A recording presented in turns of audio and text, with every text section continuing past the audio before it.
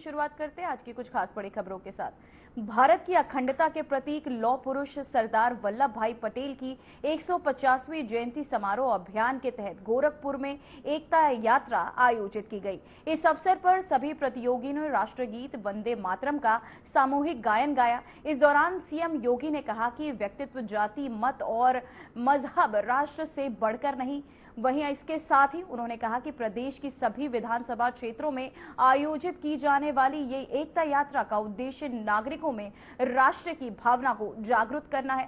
साथ ही से लेकर इस दौरान सीएम योगी आदित्यनाथ विपक्ष पर जमकर हमला बोलते नजर आए।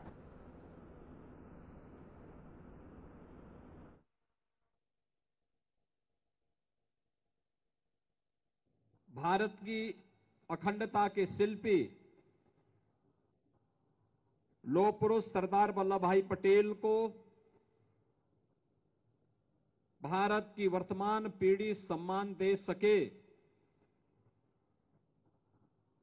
आजादी के बाद यह एहसास पहली बार इस देशवासियों को सरदार अटल बिहारी वाजपेयी जी की सरकार के समय हो पाया था, जब उन्होंने अखिल भारतीय स्तर पर 31 अक्टूबर लौह पुरुष सरदार वल्लभ भाई पटेल की जयंती के रूप में आयोजित करने का निर्णय लिया था। और यह आयोजन बृहद पैमाने पर राष्ट्रीय एकता के कारक बने। इसको लेकर के जो आयोजन प्रारंभ हुए, ये एकता यात्रा हर 403 विधानसभा क्षेत्रों में आयोजित होने जा रही है। हर विधानसभा क्षेत्र में 10 किलोमीटर की यात्रा व्यापक जन जागरण के कार्यक्रम, स्वदेशी और स्वावलंबन को ध्यान में रख करके प्रत्येक नागरिक के मन में राष्ट्रीयता का भाव पैदा हो। और ये सुखद संजोग है कि सरदार वल्लभ भाई पटेल जी की 150वीं जयंती कार्यक्रम के समारोह तो प्रारंभ हुए ही हैं। यह वर्ष भारत के राष्ट्रगीत वंदे मातरम के भी 150वें वर्ष में प्रवेश करने के उपलक्ष्य में भी आयोजित हो रहे हैं। आप याद करिए, एक ऐसा गीत जिसने पूरे भारत की सोई हुई चेतना को जागरूक करके भारत की आजादी के आंदोलन को, कौन ऐसा क्रांतिकारी रहा हो 1876 के बाद जिसने देश की आजादी के दौरान वंदे मातरम का उद्घोष न किया हो। मेरा यह मानना है, कोई व्यक्ति हो, कोई जाति, कोई मत, कोई मजहब, वह किसी राष्ट्र से बढ़कर के नहीं हो सकता है। हम सब भारतवासियों को इस बारे में ध्यान रखना होगा। हमारी आस्था हमारी जगह।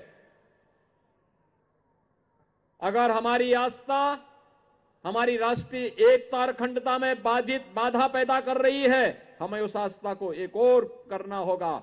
सबसे पहले अपनी राष्ट्रीय अखंडता के लिए प्राणपण से जूझने के लिए तैयार होना होगा।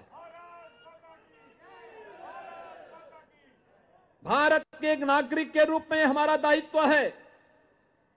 कुछ लोगों के लिए आज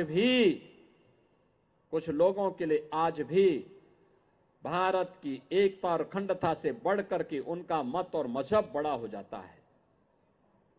उनकी व्यक्तिगत निष्ठा महत्वपूर्ण हो जाती है। और वास्तव में ऐसे लोग संदेह के दायरे में नहीं आते। वंदे मातरम का विरोध का कोई औचित्य नहीं। मेरा यह मानना है, कोई व्यक्ति हो, कोई जाति, कोई मत, कोई मजहब, वह किसी राष्ट्र से बढ़कर के नहीं हो सकता है। हम सब भारतवासियों को इस बारे में ध्यान रखना होगा। हमारी आस्था हमारी जगह। अगर हमारी आस्था हमारी राष्ट्रीय एकता और अखंडता में बाधा पैदा कर रही है। हमें उस आस्था को एक और करना होगा। सबसे पहले अपनी राष्ट्रीय अखंडता के लिए प्राणपण से जूझने के लिए तैयार होना होगा। भारत के एक नागरिक के रूप में हमारा दायित्व है। कुछ लोगों के लिए आज भी भारत की एकता और अखंडता से बढ़कर के उनका मत और मजहब बड़ा हो जाता है। उनकी व्यक्तिगत निष्ठा महत्वपूर्ण हो जाती है। और वास्तव में ऐसे लोग संदेह के दायरे में नहीं आते। वंदे मातरम का विरोध का कोई औचित्य नहीं। तो वहीं ज्ञानवापी मस्जिद प्रकरण में कथित वजू खाने में बंद ताले पर कपड़े बदलने के मुद्दे पर सुनवाई हुई। मामले में प्रशासन की ओर से जिला जज ने अदालत के आवेदन दिया था कि जिसमें मांग की गई कि वजू खाने में गेट पर लगे ताले की सुरक्षा के लिए इस्तेमाल किया गया कपड़ा जर्जर हो गया, इसे बदलने की आवश्यकता है। इस पर अंजुमन इंतजार की ओर से आपत्ति दर्ज कराई गई और यह मामला सुप्रीम कोर्ट में लंबित है और सुप्रीम कोर्ट ने स्पष्ट आदेश दिया कि निचली अदालत इस मामले में कोई निर्णय नहीं ले सकती। मामले की अगली सुनवाई 8 दिसंबर को जज रोहित रंजन अग्रवाल की सिंगल बेंच में होगा।